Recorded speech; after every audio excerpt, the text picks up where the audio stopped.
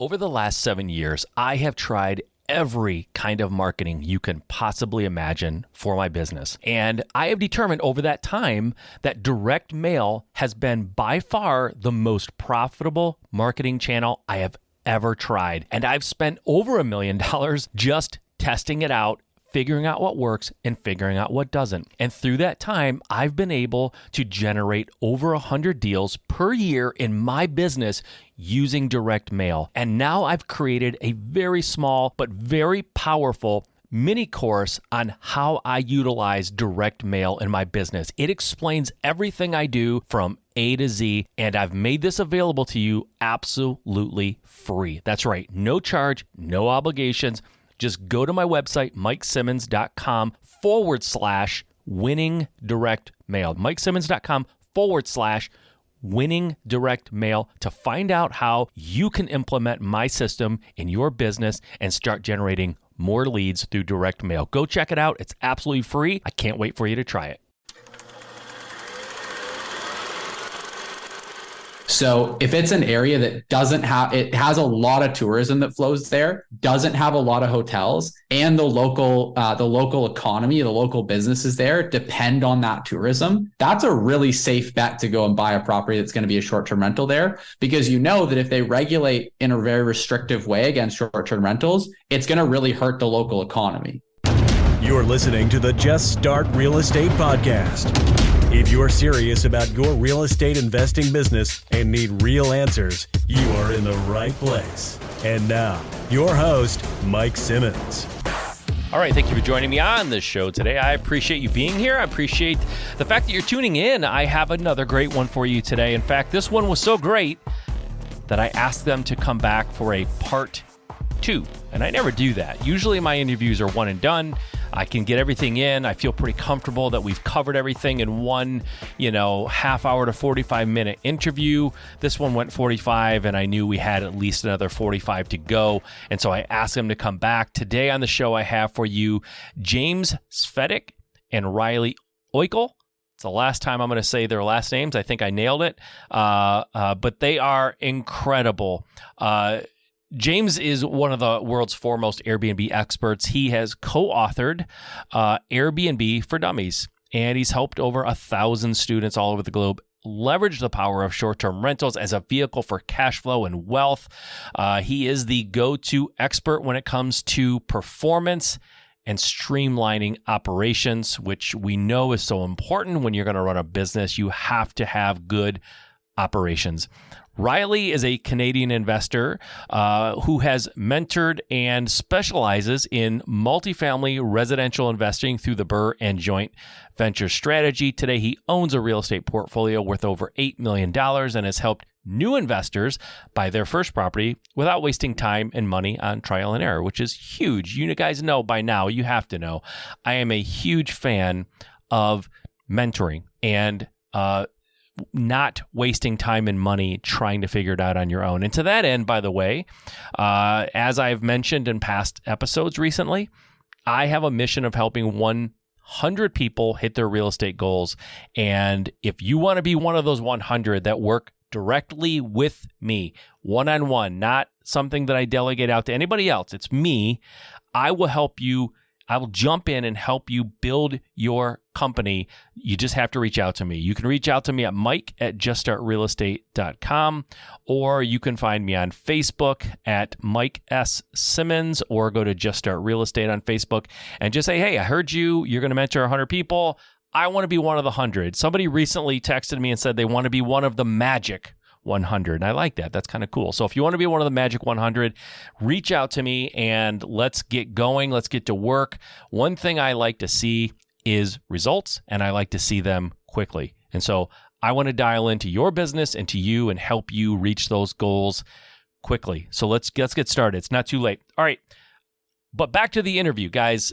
James and Riley were absolutely amazing. Like I said, just got into a lot of great stuff, and I knew there was way more that I wanted to cover with these guys because they're really smart. They know what they're doing, and so we asked them to do a part 2. So this is part 1 of the interview with James and Riley. All right, guys, without any further ado, let's learn some stuff about short-term rentals and get educated. Here we go, James and Riley. All right, James and Riley, welcome to Just Start Real Estate. I appreciate you guys being here. I appreciate your time. Absolutely. Thanks for having us on. I am excited to have you on. I told you a little bit before we went live that I am a short-term rental investor, new. Lots of newbie questions that I have for you, but I'd like to dive into some maybe a little more sophisticated stuff that you guys I know deal with and some of the folks that you coach and mentor. And so that's all great stuff that's ahead of us, but let's just set the table a little bit. If anybody hasn't heard of you guys in the past, just a brief background, why and how you came to being in the short-term rental game. And I know you guys do multifamily. There's some of that stuff in your background. So just give us a little a summary maybe of where you guys come from. By the way, you're both younger guys, so you've not been doing this for 35 years, right? So how and why did you get into this to begin with? Yeah, Riley, why don't you start off? It'll make kind of the story flow a bit better, I think. Sure. Yeah. How did I get started? Well, yeah, I would say quite a few years back, I started being curious about real estate investing.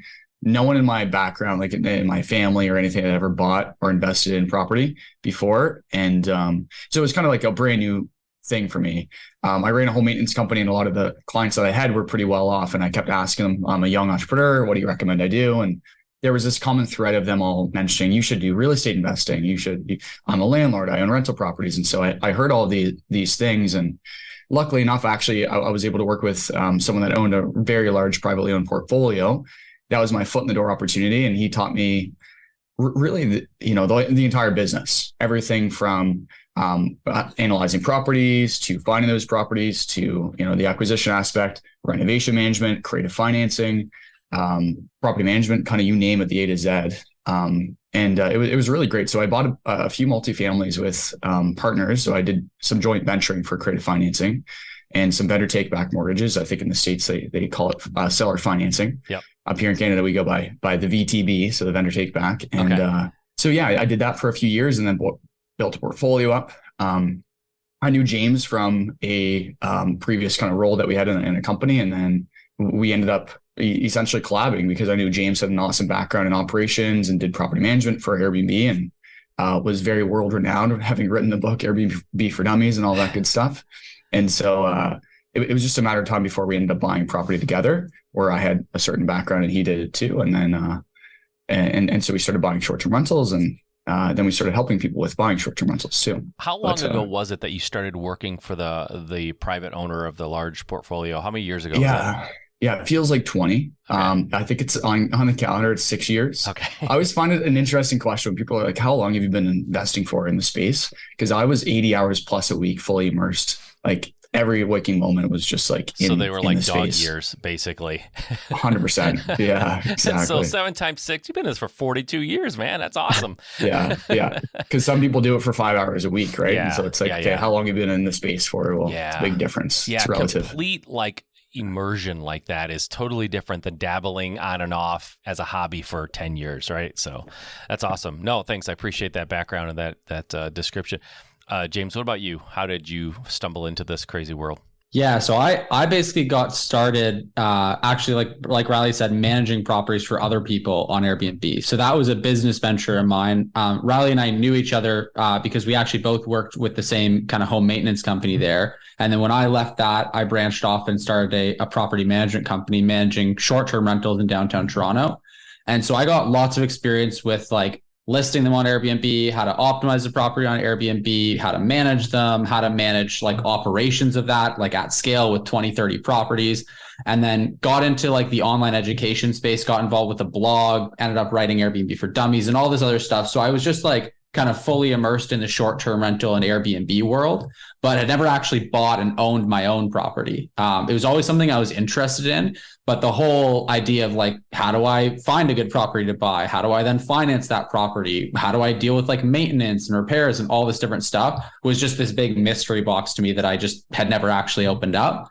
And so like Riley said, we got to talking one day and it was just this like really good synergy where I had all this experience with short-term rentals, but had no experience with buying properties. Riley had all this experience with buying properties, but no experience with short-term rentals. So then we kind of naturally came together and started buying short-term rental properties together. And we each had those complementary skill sets. And then like Riley said, that's kind of where we took off working together from. Nice. Can you give me a sense of where your short-term rental that you guys do together, your company, what does it look like right now, today, as we speak? Yeah, so right now, Riley and I co-own and individually own and own with partners a various number of short-term rental properties. So we've got a fair number of cottage properties, so like vacation type properties that are outside of Toronto, a couple hours, like typically near the lake, that sort of thing. Mm-hmm. And then Riley's got a multifamily that's in a more urban setting in over on the east coast of Canada. And so we've got our own portfolio properties. And then we also have a business where we basically work with different investors, helping them to, whether it's a lot of long-term rental people that want to get into short-term rentals, or people that just want to dip their foot into short-term rentals for the first time. Okay. We kind of help people navigate that as well. Okay. So let me ask you straight away here. Short-term rentals was a thing before COVID. For sure, right? I mean, the people had short-term rentals, Airbnb existed. COVID came, and I think it kind of exploded the industry, right? Specifically, I would guess, and stop me if I'm wrong. I'm saying things as if I know the facts, but stop me if I'm wrong. I think because people were concerned about being in close quarters, like in hotels, with they wanted the short-term rental experience so they could kind of distance and have the sanitation that they want. So it kind of exploded. COVID is sort of in our rearview mirror for the most part, I think.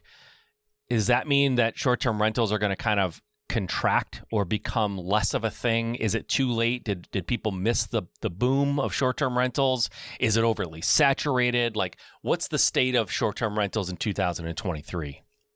Yeah, that's a really good question, and it's very multifaceted. There's a lot to that. So what you just described is sort of like, it's sort of what happened in a few different areas around North America, largely, and mostly those areas were your sort of staycation destinations, I like to call them.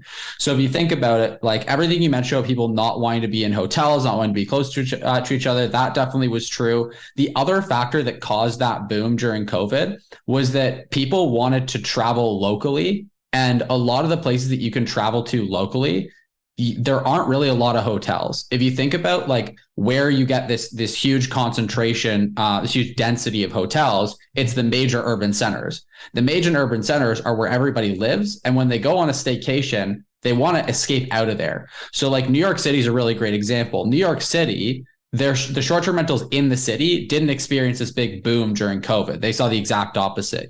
People weren't really traveling to New York City, but all the rural areas in like upstate New York and around New York City went gangbusters because all the people in New York wanted to get out and get away. And now instead of going and traveling down to Florida, they're going to go into upstate New York because they're not going to get on a plane. It's it's just such a hassle to travel during COVID that they're just going to go somewhere they can drive to easily. So those areas we're seeing, like, depending on the area and the draw of it, we're definitely seeing it pull back from the 2020, 2021 numbers. But surprisingly enough, it's still much better than the 2019 numbers in a lot of these markets. So you're still seeing, like, overall, if you graph it out over long term, it's still increasing. It's just not doing as well as it had in this boom. And then in other, like, kind of more urban areas like the New York Cities of the world, you've got you kind of saw the opposite, where they just sort of pulled back quite a bit during COVID, and now they're jumping back up. Gotcha. Okay. That makes total sense. All right. So I think for a lot of folks, and I'm going to throw myself in there, I'm not going to be one of those guys that say, I'm asking for a friend of mine. I'm asking for me. Not only how do you find a good property to use as a short-term rental? How do you find it? That's the first. I'm just going to let you answer that because I have my bigger question is coming next. But where do you guys suggest that people go, or how do they go about that if they're just starting out? Let's just say, for the sake of this question, let's say the person has experience in real estate investing. Maybe they're a fix and flip person or a wholesaler or long-term rental person. Where do they go to find, and how do you suggest they find good properties for short-term rentals?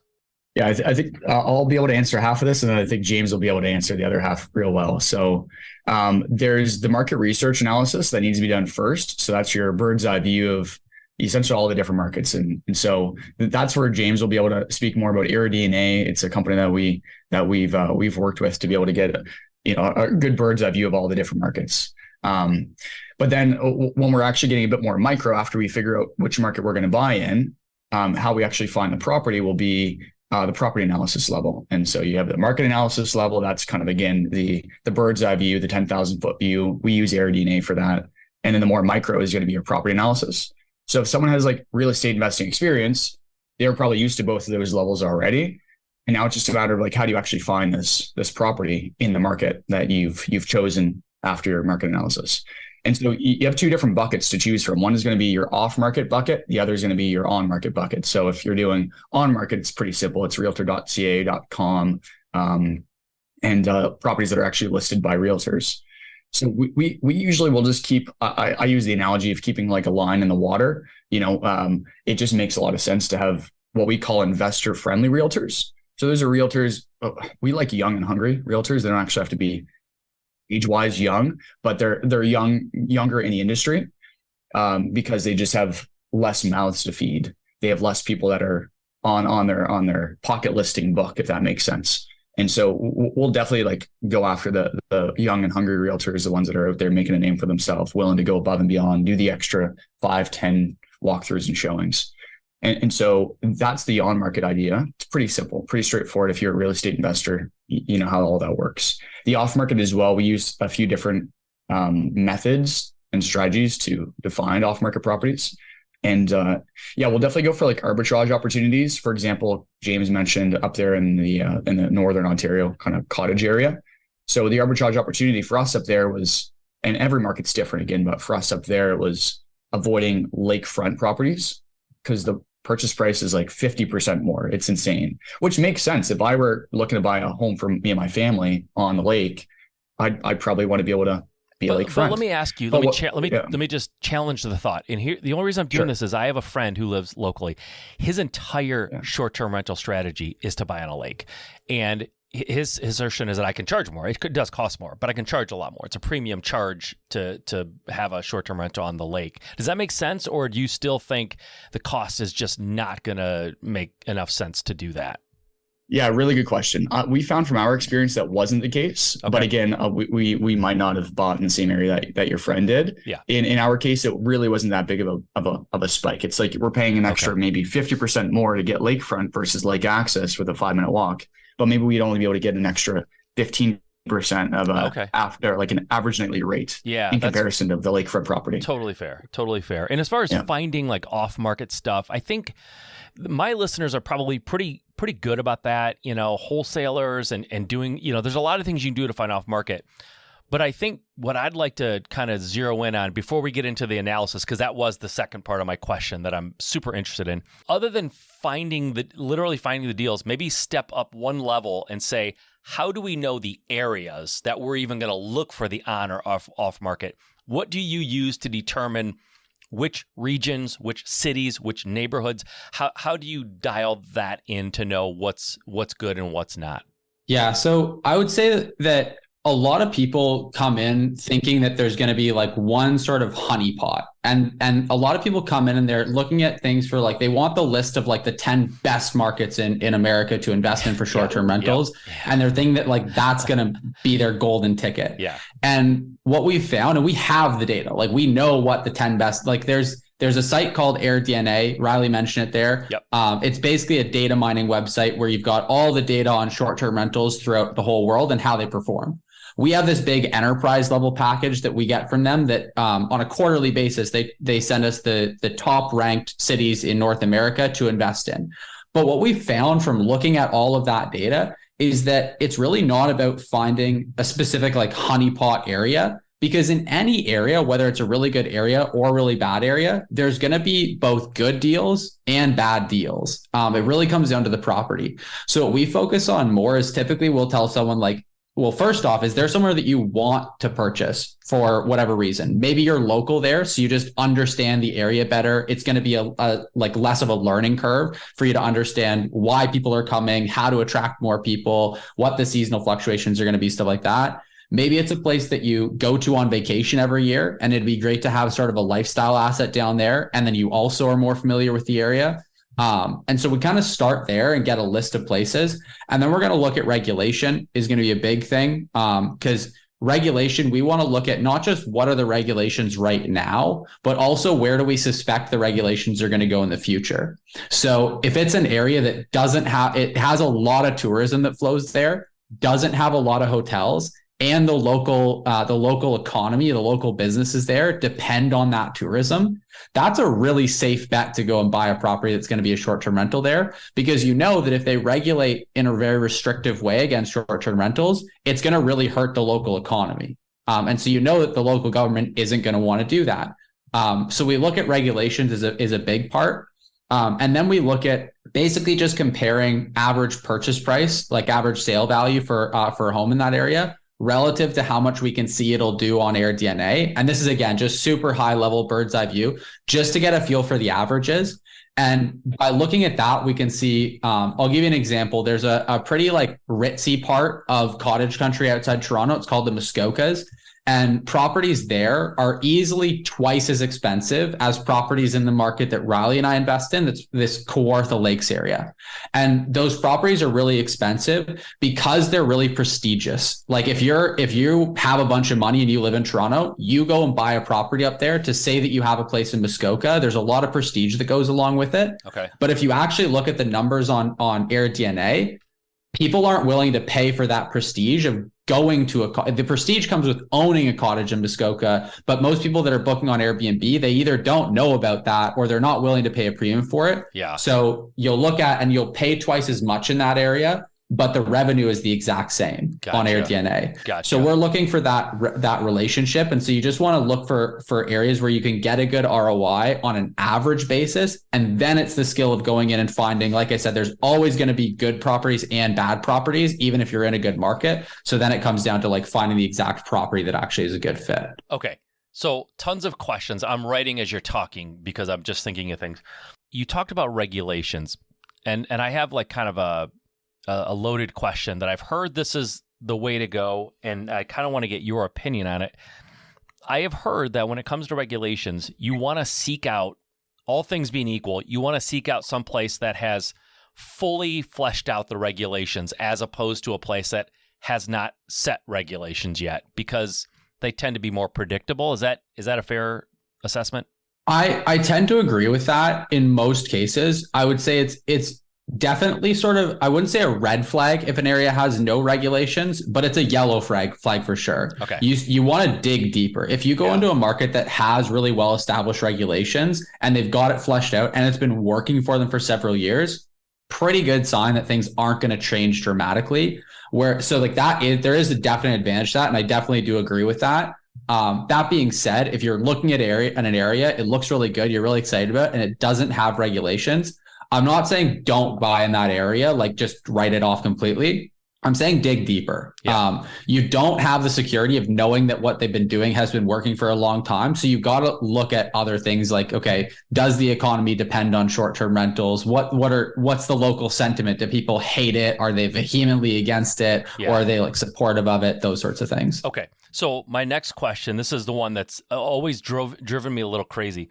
When it comes to regulations, it seems so laborious to figure out what the regulations are, and then for gosh sakes, figuring out public sentiment of the area, like where is that aggregated? Like how do you guys, when you're going to, if you're going to go into a new area that you truly don't know, but maybe your data has shown it could be a good area, how do you go about figuring out, or how do you tell your students to figure out what the regulations are and then what you might expect based off of public sentiment in that area?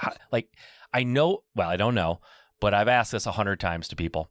There is no central place where you can type in, Atlanta, Georgia, boom, here are the regulations, and here's what's coming down the pipe, and here's what you can expect. Like nobody's done that I know of, but where do you guys go for that information? Yeah, it's actually, I think a lot of people get lost, and they experience this overwhelm that you're describing. And you can actually simplify it quite a bit. Do a quick Google search and specifically look for the government website. Like don't go to the result that comes up for like the news article by the local newspaper about short-term rentals and what might happen with regulations at some point in the future. Go to the actual government website and look for the actual, there's going to be like a PDF that you can pull up from their website that'll outline the actual regulations. and it's boring, but read the actual regulation. No one wants to do that. They want to read some like op-ed on what people think about the regulations. They don't want to actually read the regulations themselves. Do that. If you can't find it online, call the government office, like your municipal or state government, and ask them to send you the PDF. Don't ask them to tell you what the regulation are, because like the person you get on the phone probably doesn't know. They don't know every single regulation that the area has. Get them to actually send you that document. That's how you get a feel for what the regulations actually are. And then as far as figuring out public sentiment, I don't get too carried away with that. Usually the first place I like to go is to look up, go on Facebook and type in Airbnb hosts XYZ city, like Airbnb hosts Toronto, Ontario, and just look for a Facebook group that people in it that are hosts. And usually if you scour through that and then just like message a few people that seem to be contributing a lot, that seem to be passionate about it and kind of tuned in, and just talk to them and see how things are going there. That's sort of like if every different op-ed that you would find online and every single post is like, that's your data points. The people in that group tend to be the data aggregators. They're the people that have already absorbed all that content, fleshed it out, and that now they have an opinion about it. And so I like to go to them because it just cuts down me having to go and look at every single different article. Yeah, I like that. You also mentioned Air DNA, which I'm familiar with, and I think a lot of people who are in this world know about.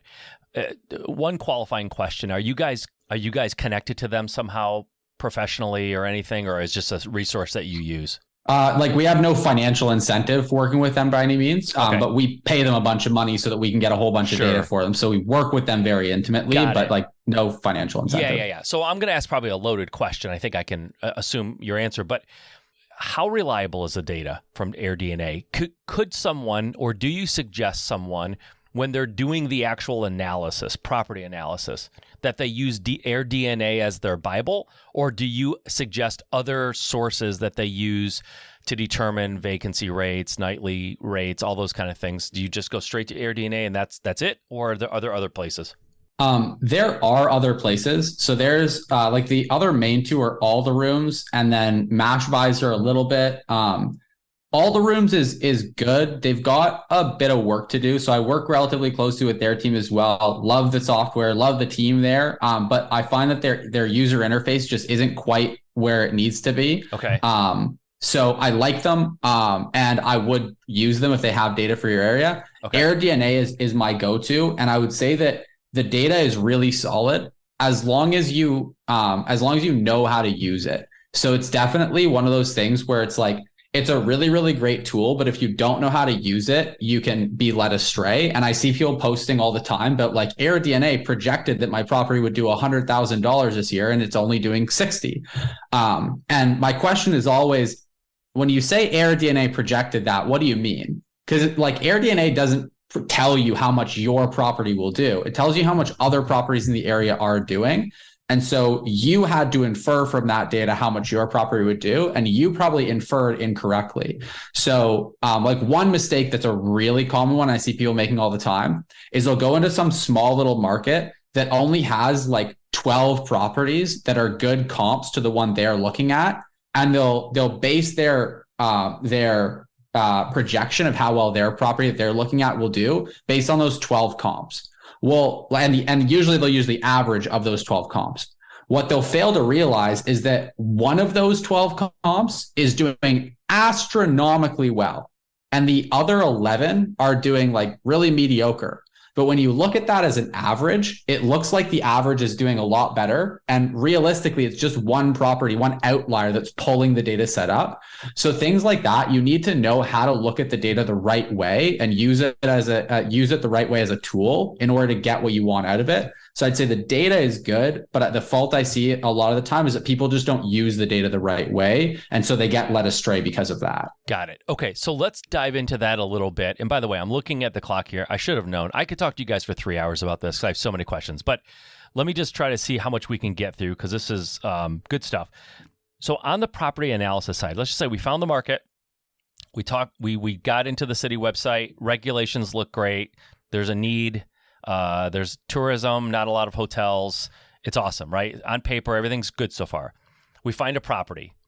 What can you give me sort of a checklist, high level? I know that we could probably talk for an hour just on this one subject, but how can you guys give some feedback as far as what is the process that you go through for dialing in and determining this property at this price should perform well?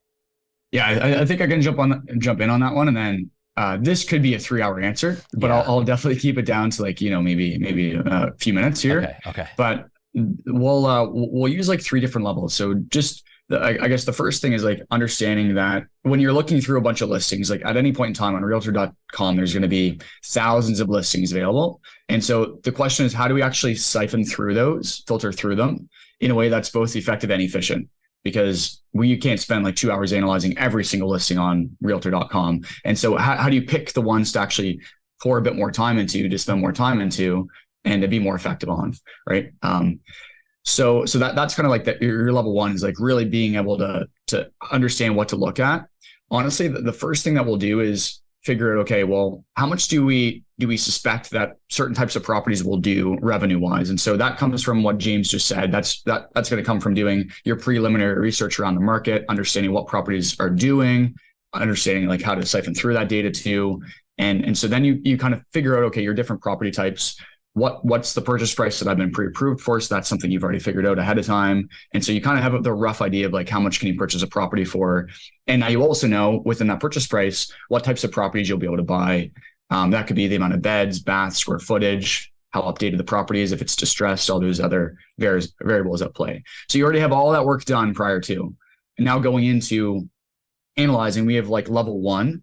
And so level 1 is we're going to take what we assume, what we're projecting or predicting the property to do in revenue in 1 year, and we're going to divide it by in 1 month, we're going to divide it by the purchase price, whatever the list price is. We actually don't know what the purchase price is, but whatever we think the purchase price will be, because sometimes the property is listed for $1 million, but based on the bidding wars in the area, maybe we think it's going to go for 1.1. Okay. And so we're going to run the math on that. All right. So the predicted purchase price.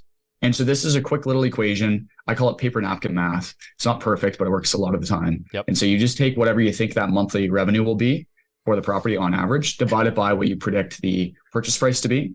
If it's equal to or more than 1.5%, then we'll go ahead and we're going to spend some more time looking into it.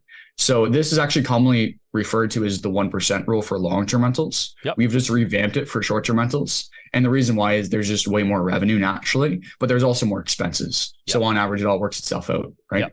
Yep. That's our level 1 analysis. Level 2 will be a bit more detailed. Like level 1 should really take, like, if you have some quick math and you already have your preliminary research done, shouldn't be any more than like 30 seconds to do some quick math on a calculator for your level 1.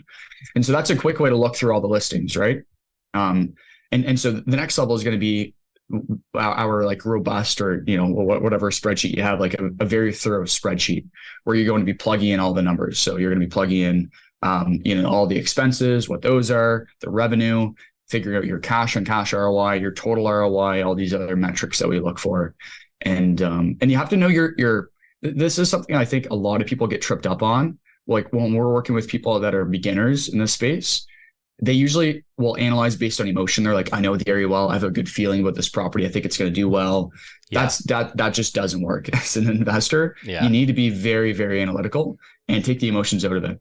And so what we'll do is we'll go in to our analysis knowing we're looking for a property that needs to hit these criteria. And so every investor needs to have standards. And based on those standards, well, you need to know what it's going to take to hit them. Because if someone needs to hit a 40% total ROI, well, it's going to take you probably a bit longer to find that property than it will for someone else that has a 15% total ROI standard.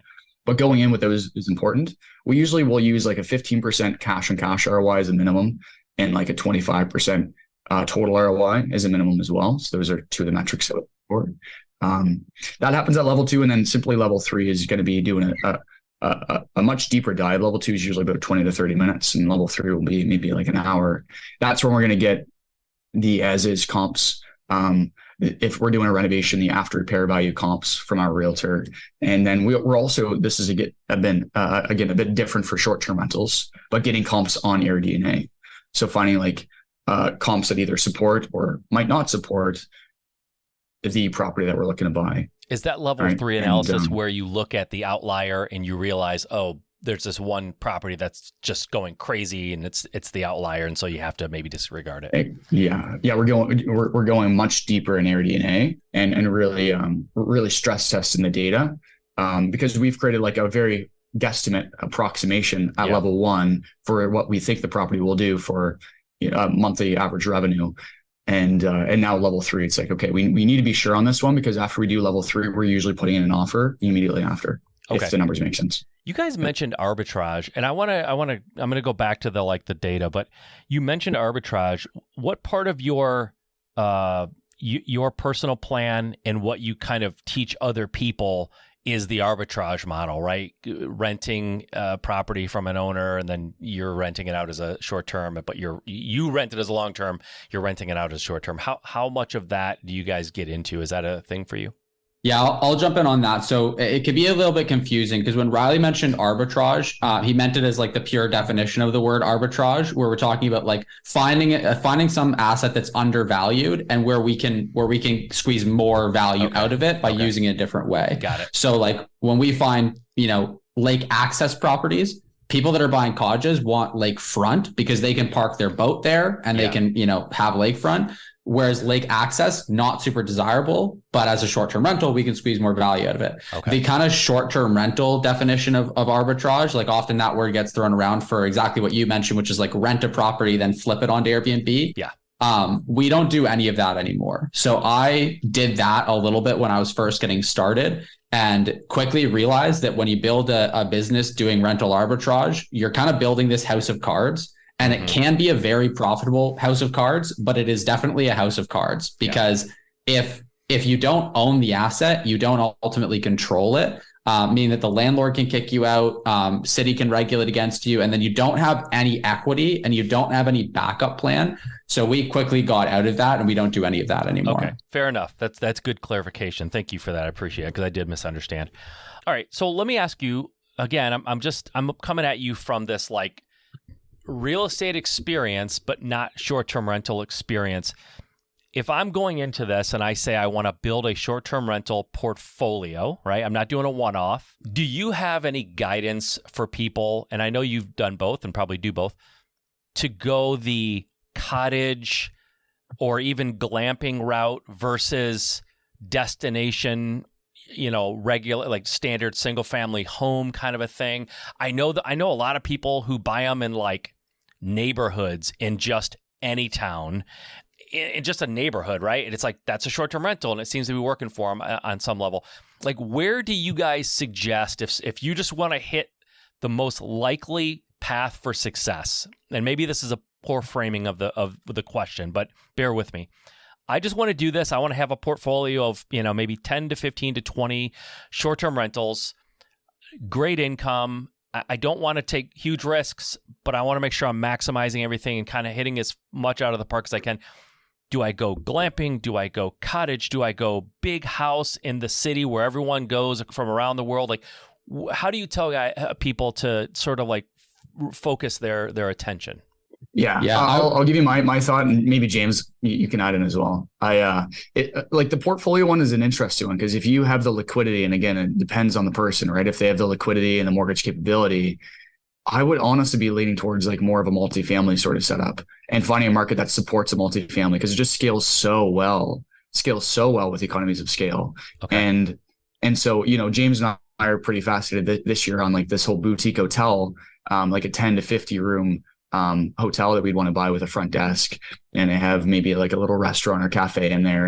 And so I actually got addicted here recently. This is a side thing, but to Motel Makeovers. It's a real good Netflix show. And so a little shout out to them, but it's a really good one, buying like bed bug hotels essentially, or motels, and then flipping them over. And so, there'd be an idea to do something like that if you're looking to build a portfolio of listings, because each of those rooms could technically be listed on Airbnb. And so you can have your own website for that motel or boutique hotel. But realistically, like you can also use the elephants in the room, like the Airbnbs, the VRBOs, to get some extra traffic for marketing. Let me ask you this, because I've heard people talk about this boutique hotel situation like you're talking about. if I'm okay, I'm just trying to put, and I really want the rest of the answer because I'm super interested in that answer, and I want to hear both of you. But so I'm just thinking, as someone who would rent an Airbnb, part of the reason I would want to rent it is to get out of the hotel feel and have a dedicated dwelling area. So how much, and this is again loaded question because you're super excited about it, so obviously it's a good way to go. How much of that are you hurting what you can charge because it's in a hotel, right?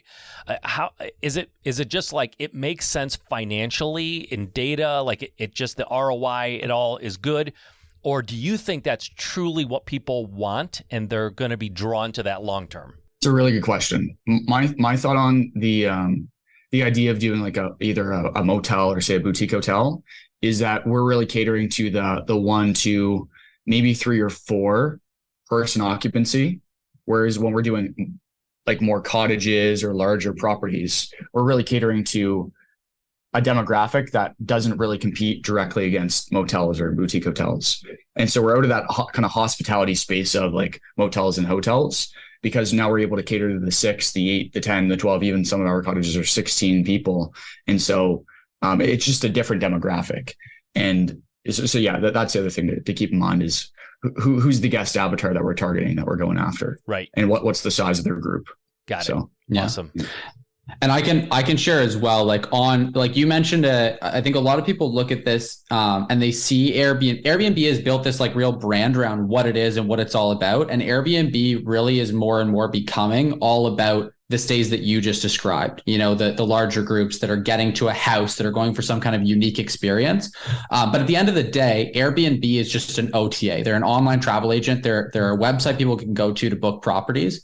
And so when you buy a property that fits really well with Airbnb's demographic of who books with them, you can just list it on Airbnb and do really well. So like a lot of our cottages, we don't even expand them out to other OTAs. We just leave them just on Airbnb because they do really, really well on Airbnb alone. Whereas with a play like Riley's describing there with the boutique hotel, you're probably not going to be able to rely on just Airbnb to drive your bookings. You're probably going to want to also list it on booking.com. You're probably also going to get it up on Expedia. You're probably also going to want to have your own direct booking website. So there's a difference in the way that you would go about running it to match up with that difference in demographic of who's actually going there. Got it. I got it. That's great. Okay. So you brought it up, and I think it's a good a good segue here. Airbnb appears to be most interested in promoting experience stays. So when I talk about these people, that I know more than one person who will buy a 3-bedroom brick ranch in a subdivision and make it and put it on Airbnb, and some of them do pretty well. I mean, well is a relative statement. What does that mean? A lot of these are like they buy them for $150,000. They put a little money into it, and they're net cash flow $1,000 a month, right? And they're like, I'm going to do 10 of these, and I'm going to make $10,000 a month, and whatever. When you're advising folks, when you're talking to the people that in your program who are asking, do you tell them maybe the types of, if they're going to go for single family, they're not going to do boutique hotel or multifamily. Do you give them some generalized direction on what they might want to think about doing in terms of like even bedrooms? Like, well, how do you guys feel about a 2-bedroom house, right?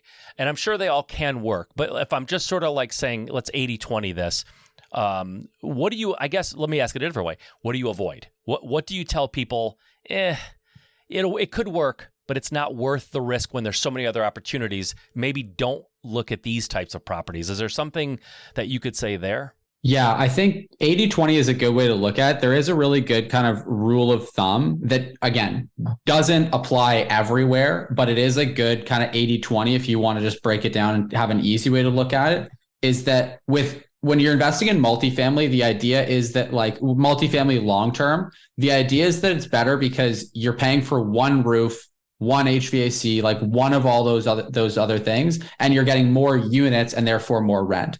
And the same sort of thing the same sort of general idea can be applied to short-term rentals when you look at one bedroom versus two bedroom versus three bedroom. So if you look at most markets, you'll be able to, what we do is we like to pull the data on one bedroom, two bedroom, three bedroom, four bedroom, and five bedroom in a given market. And we'll identify what we call the gap. In every given market, there's going to be one where you see like, okay, one bedrooms do this much, two bedrooms do this much, three bedrooms do this much. And then, whoa, when you add that fourth bedroom, suddenly it just shoots right up. And then when you look at the average purchase price, it doesn't shoot up like that between 3 and 4 bedroom, because you're not buying a whole second house or another 25%. Like you're just literally buying a place that has one extra bedroom. Yeah. So the purchase price doesn't go up massively, but the income can, because suddenly you can accommodate a larger group, which means they're willing to pay more because they can split the cost amongst different people. And you also can cater to a huge amount more demand, because in that 4-bedroom house, you have access to the groups of 10, 9, 8, 7, 6, all the way down. Whereas like a 1-bedroom place, it can only accommodate the groups of 1 or 2 people. So there's a whole bunch of demand that you just can't access. So that's kind of the 80-20 of it. I would say like the easiest thing to do is just in your market, look at those different stats and see where that gap happens, where the revenue shoots up, but the purchase price of the home doesn't. Yeah, brilliant. I love that. All right, guys, we're running out of time, and I got to be honest with you. I can't say I never have done this, but I can't remember ever doing it. Is there any chance I can get you guys to come back on for a second interview? Because there's a list of things I want to talk about that we did not get to, and we could make this a 2-parter. If you're cool with that, I'm sort of putting you on the spot because we're still recording. But would you guys be willing to come back and just sort of like continue part 2 of this, because I want to talk about the financing side of it. I want to talk about the management side of it, the software side of it, management versus doing it yourself, listings and the science behind what do you do on a listing to make it stand out, or how do you not get lost in the shuffle. Are you guys cool with doing that, coming back on in a short time here to do a second part? Yeah, 100%. Okay, cool. We'll set it up offline. But before we go here, talk to me a little bit. I've referenced it a few times, but you help folks do this more than just getting on podcasts and just dumping value all over the place like you did today. You guys do this in a more formal way. Can you talk about that a little bit? How can people work with you if they already know they don't need part 2? They just know they got to work with you guys. Yeah, for sure. The best place to find out more about us is bnbinnercircle.com. That's the website with everything that we do coaching wise. You can look up Riley or I on social media like Instagram or Facebook as well. But if you want to learn more, kind of get access to a whole bunch of our free content, check out more of what we do on the coaching side. That's just at bnbinnercircle.com. Got it. And we'll have that in the show notes. It's pretty easy to remember. If you're on a treadmill, I'm sure that's easy. But if not, we'll put it in the show notes. Guys, it's been a blast. And it's always, I love interviewing folks where they're actually, you're talking about something that I don't know a lot about, and I'm genuinely curious because I want to have that portfolio of 10, 15, 20 or more, right? Depending on how it goes. And I know for a fact, because I've lived this and I also coaching people in different areas of real estate. There's just no way around it. If you want to do something right the first time, save money and time, you get a coach, you find a mentor, you find a mastermind, whatever it takes, right? You get yourself plugged into a network or some folks that can help you shortcut all of the mistakes. And that's exactly what you guys do. So I'm super excited to have this conversation. I'm really excited that you guys are willing to come back and do a part 2 where we can hit some stuff that we didn't have any time for today, because I'm just geeking out on the stuff you've already talked about. So thanks for being here. I look forward to talking to you guys soon. We'll set that up. We'll get it in the calendar so we can do that. And anything before we go? Any last words? Any parting words? I'll just say, yeah, thanks for having us on, Mike. Really appreciate it. It's been a blast. No, it's Looking been forward fun. to part 2. Absolutely. Yeah, me too, guys. And I appreciate you doing that. I put you on the spot, but thank you for agreeing to it on the spot, and we'll get that set up. All right, guys, we'll see you next time. All right, there you have it. Part 1 of my interview with James and Riley. It was only intended to be a 1-part interview, like pretty much all my interviews. But I think there's a lot more to cover with these guys, and I really want to tap into their knowledge. I really do. I'm interested, and hopefully you guys enjoyed what they had to say. These guys are pretty smart, and they definitely know what they're doing, and I've just got a lot more questions for them, and hopefully you guys know that there's some value in bringing them back and asking stuff about financing and the software behind the management, and whether or not you need to hire a managing company to do it, and how do you create great listings, and just how do you set up your property and get all the furniture in there, like all these things I want to ask them. So it's a whole interview. There's no way I could have crammed that in the last few minutes. So I'm excited to talk to these guys again. They'll be back in our next episode after this one. Hopefully that's the one they'll be in. So we're going to do that as soon as possible. All right, guys, exciting stuff. I've been doing this since 2008. I still get excited when I'm talking to somebody who really knows their stuff and can help me be better. Hope you guys feel the exact same way. We'll see you next time with part 2 with James and Riley. See you next time.